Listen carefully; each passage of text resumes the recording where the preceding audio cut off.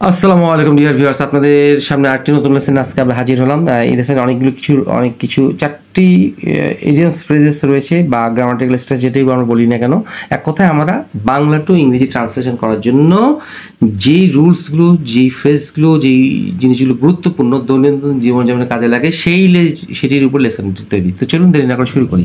Have a command বা have a good command of কোনো একটা ভাষা, কোনো ভাষায় দক্ষতা থাকা, আন্ডার ওয়ান্স কমান্ড অথবা have command of number people, মানে কারো অধীনে কিছু থাকা, কোনো লোকের নিয়ন্ত্রণে কিছু থাকা। টেক কমান্ড অফ সামথিং, কোনো কিছুর নিয়ন্ত্রণে থাকা বা দায়িত্বে থাকা। বি ইন কমান্ড হিয়ার, কোনো কিছুর নিয়ন্ত্রণে। তো এক নম্বর এক্সাম্পলটা আমরা দেখি, কোনো ভাষায় দক্ষতা থাকা। আচ্ছা, মাফ করবেন, তার ইংরেজিতে বা ইংরেজি ভাষায় খুব ভালো দক্ষতা আছে। তার মানে কি, he has a good command of, মানে খুব ভালো দক্ষতা থাকা। কোথায়?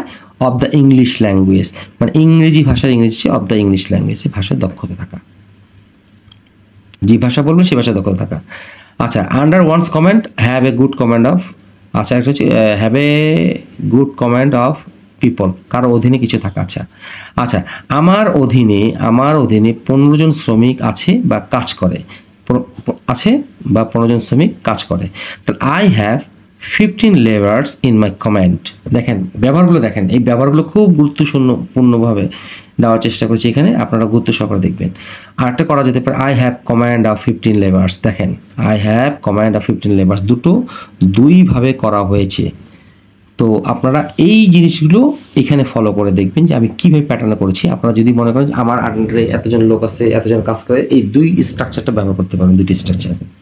আচ্ছা, এখন হচ্ছে টেক কমান্ড অফ সামথিং, কোনো কিছু নিয়ন্ত্রণ নেওয়া বা দায়িত্ব নেওয়া। পুলিশ এই জায়গার নিয়ন্ত্রণ নিয়েছে সংঘাত এড়ানোর জন্য। দ্য পুলিশ নিয়েছে, তাহলে কী হবে এখানে? হ্যাজ নিয়েছে, প্রেজেন্ট পারফেক্ট টেন্স, তাহলে এটা হচ্ছে ভার্ব 3। তাহলে দ্য পুলিশ, আর যদি বলি নিয়েছিল তাহলে এখানে হ্যাড ছিল, এটাই ঠিক হবে।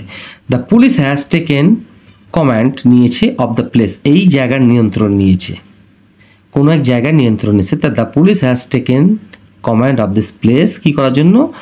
সংঘাত এড়ানোর জন্য। অ্যাভয়েড হচ্ছে এড়ানো, তাহলে টু অ্যাভয়েড এ ক্লাশ, এই ক্লাশ হচ্ছে সংঘাত এড়ানোর জন্য।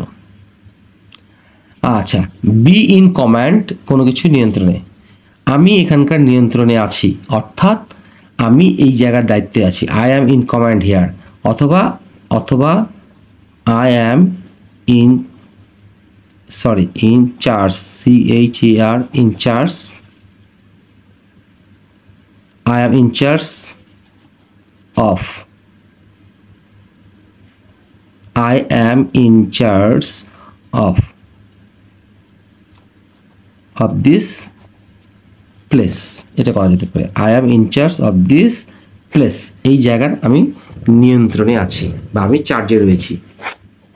আই অ্যাম ইন চার্জ অর্থ হচ্ছে এইভাবে হবে, এইভাবে লেখা যেতে পারে, in charge, CHARGE, in charge of.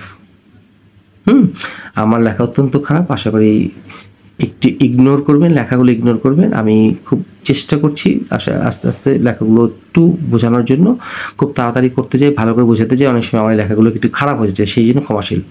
তো আশা করি আপনাদেরকে লেসনটি বোঝাতে পেরেছি। আমি এটা এখানেই শেষ করে দিতে পারতাম, এটা এখানে পারতাম, কিন্তু আমি করলাম না। এই কারণেই আমার ওই নোট করার সময় আমার যে জিনিসটা মাথায় ছিল না, কিন্তু এখন আপনাদেরকে সরাসরি বোঝাতে যে আমার যেটি মাথায় আসছে, সেই জন্য এখানে উপস্থাপন করার চেষ্টা করছি। আপনারা যদি এটা না বুঝতে পারেন তাহলে এটাকে পিক করবেন। তো আশা করি ভালো থাকবেন, সুস্থ থাকবেন এবং এই লেসনটি সানন্দে গ্রহণ করবেন সেই প্রত্যাশা। আসসালামু আলাইকুম।